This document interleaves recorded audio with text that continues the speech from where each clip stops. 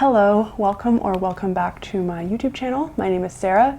Today I'm going to be talking about books that I've read that surprised me. This is going to be like a little two-part series. These are the books that surprised me in a positive way, which were honestly a little more difficult to find than books that surprised me in a negative way. I feel like you don't really go out of your way to read books that you don't think you'll like, or at least I don't most of the time. And to be honest, a lot of these are books that I didn't necessarily think I was gonna hate or even dislike, but they are mostly books that I found liking a lot more than I expected, and possibly even becoming like some favorite books of mine. Books that surprised me in a negative way were a lot easier to choose. I feel like so many books are hyped up, I end up reading them and then I'm disappointed by them, but that is a topic for another video. So let's just jump right into it. The first book that surprised me in a positive way is The Name of the Wind by Patrick Rothfuss. This is a book that was recommended to me by a friend. I was saying that I wanted to read more fantasy, and this is one of his favorite fantasy books. And again, it's not a book that I thought I was going to dislike by any means, but I didn't necessarily expect to be so into it, especially since it is a 700-page long book. Longer books are kind of daunting to me, and I don't know, when I saw like the length, I was like, oh my god, am I gonna even like be able to finish this? Is this gonna be like end up being kind of dry or something? But no, it was a really excellent book. I might have talked about this one before. This follows this like very prominent wizard who is kind of telling his own story. So it's a bit of a story within a story of a book. You see something happening in the present timeline, you get to know some characters there, as well as in like a past timeline where the story is being told. And sometimes I find like myself being a lot more interested in one timeline over another, but both were actually very compelling to me.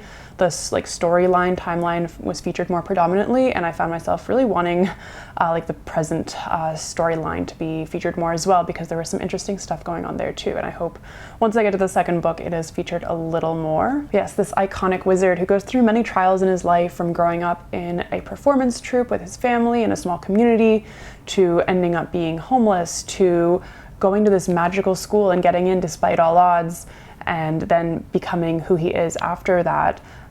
To be able to tell this story, it is just such an engrossing tale. And I don't usually like characters like the narrator. He just has a lot of things come easy to him. I mean, he suffers a lot of loss for sure. Like, it's not like his life is perfect, but when he kind of sets out to do something, it just comes very, very easily to him.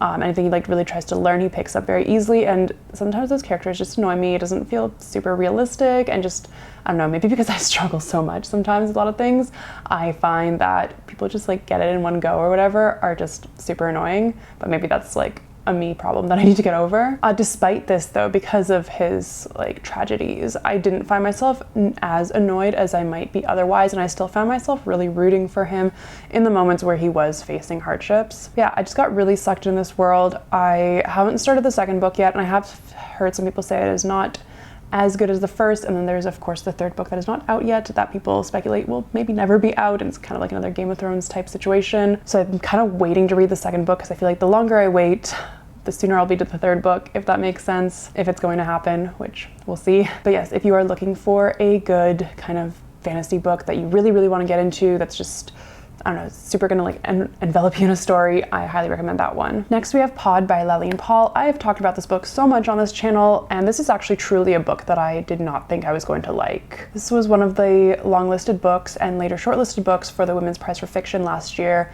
and the second I heard about it, it's a book about dolphins. That's kind of all I knew about it initially going into it. I was like, I don't think I want to read about this. Like, I don't want to read this book.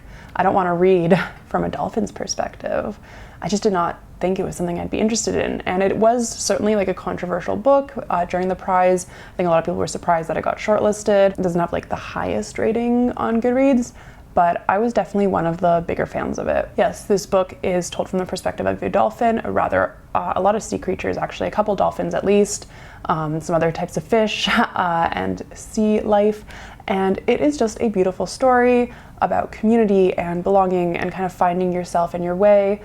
There are a lot of tragic things that happen. Actually, honestly, I would say like tread carefully, because there's a lot of kind of real world topics being discussed like through these sea world creatures. But I also wouldn't say let that stop you, because it is written in such a way that is, but I also wouldn't let that stop you from reading it. I think the author does write really well and carefully, and is able to tackle these really heavy issues in a very tactful way, and go on with a broader story throughout it. I've not read her other book, The Bees, but that is also on my list.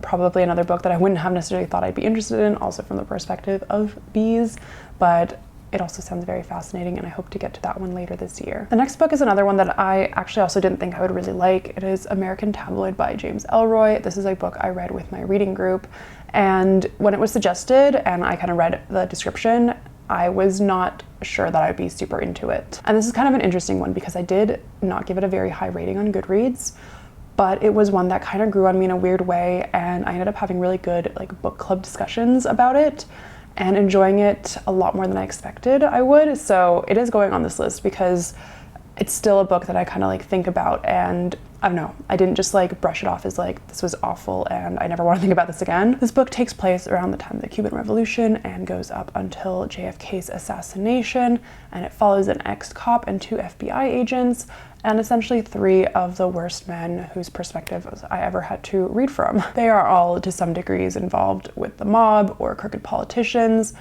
those who want to sabotage the Cuban Revolution and Fidel Castro, and are doing a lot of very shady things behind the scenes of American politics. And these 3 men are kind of caught up in it, for better or for worse, and whether they want to or not, they are sort of doing these things for them. And yeah, it was a lot. I truly did not like any of the perspectives I was reading from. I think one of the men was slightly tolerable and the other 2 were just really awful people, and it made it really hard to read. But I think it revealed something about American politics that ended up, I don't know, kind of working in the book's favor because of how awful these men were and how awful the politicians they were working for were. I think it really revealed something about American imperialism and the lengths that these politicians and people will go towards to stop anything that might sabotage American capitalism, American traditional values. There's also a critique of the FBI and the CIA, and I mean, these are all critiques that I have too. So it was kind of interesting that through these really awful people, they weren't played so much as heroes as I thought they would be. And I don't know, maybe you could have multiple readings of it. I'm not totally sure exactly what the author was going at. I think there was definitely some criticisms made here. I don't think he was painting them as amazing people. I don't know if he was painting them as the worst people in the world, I kind of thought they were, but yeah, there was certainly room for criticism.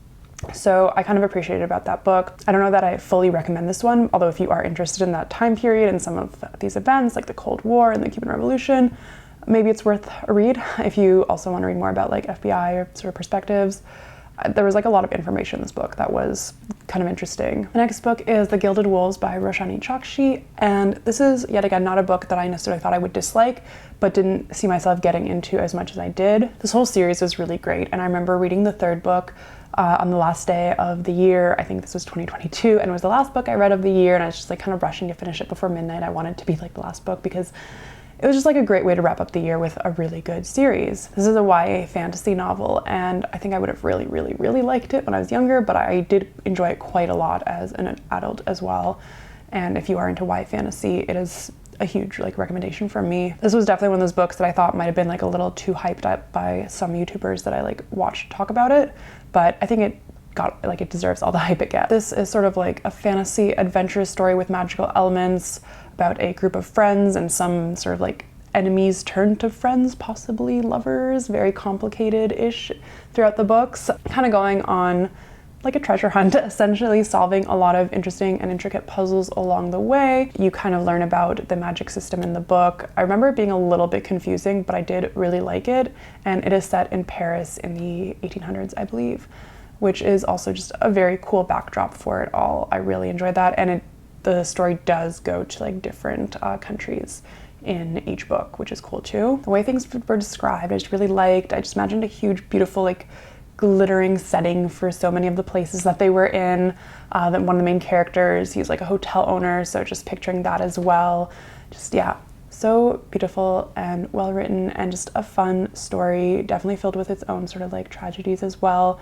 So be prepared for that. But yeah, I really enjoyed this one overall, so much more than I thought I would. Lastly, we have Nothing But Blue Sky by Kathleen McMahon, and this is another Women's Prize for Fiction book. This one was longlisted in 2021, and another that I wasn't super excited about. This is a story about David whose wife dies suddenly, and the description on the back feels like a little bit incorrect. It's sort of seems to imply that there was like a huge secret that his wife was hiding. This book is just not marketed super properly. The cover is also, I don't dislike it, but it's a little bit weird for what the story is, I think. So yeah, the marketing on this book, not the best, because it doesn't end up being like this huge mystery about what his wife is hiding, but more just a sort of recollection of their relationship, a sort of look back into the past. This is another story that's kind of told in the past and present.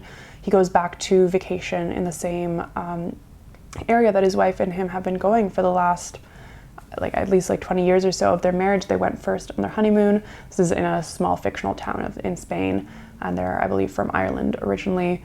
But yeah, they've been going every year since their honeymoon for 2 weeks, and now he goes back alone and he relives some of these difficult and special memories. This is a perfect character-driven novel. It is just full of, honestly, a lot of sorrow. I cried reading this, but a lot of joy too, and it just makes you appreciate the things you have in life. I feel like I stepped away from this being like, wow, I can't take certain things in my life for granted. Maybe they won't be there one day, which sounds like so cheesy to say, but I'm being like sincere when I say it. And if you do want to read about something like that, I think this is a great book to do it, or to read about it, like maybe get that perspective. The relationship between David and his wife Mary is obviously very central to this book, but he has a lot of other relationships that he has made or makes like in the present storyline as well that are also very like interesting to follow. There is a woman he meets later on who has like her own tragedy, and they sort of bond over that in a way that I really appreciated. So yeah, I highly recommend this book. This is honestly maybe one of my favorite books now. I feel like it doesn't always come to mind, but when like I really do think about it, I'm like, yeah, I love this book. I read it for the first time in 2021. I think I reread it again the next year or the year after. It's just a book I really enjoy, and I don't reread books as much as I used to anymore, but yeah, the fact that I've read this twice already, despite having only read it for the first time about 3 years ago, I think says something. So these are 5 books that surprised me in a positive way. Again, it was kind of hard to find even these 5 because looking back, like there's not a lot of books that I don't look forward to reading, like once I decide to read them. Like I'm not in high school anymore where I'm being forced to read these books. So honestly, having like the list of Women's Prize for Fiction books is maybe the closest to kind of like, I don't know about this book, but that's about it. I guess my book club as well. But usually like when I go into a book that I don't think I will necessarily like, I'm usually kind of right. Like there's usually a reason for that. And there's just like the rare moment where I get surprised. Yeah, I will also have the negative edition of books that surprised me, which that was a little bit more easy to come up. I probably have a lot more books on that list. I also narrowed it down to 5, so look out for that when that gets released. And thank you so much for watching this video. I'm curious if you also have any books that surprised you in a positive way. There's a book you started reading that you were like, meh about, and then it turned into a book that you actually really loved. If you do, I would love to hear about it in the comments. And if you like this video, please give it a like, please subscribe if you haven't already, share this video if you want. And thank you again. I will catch you in the next one.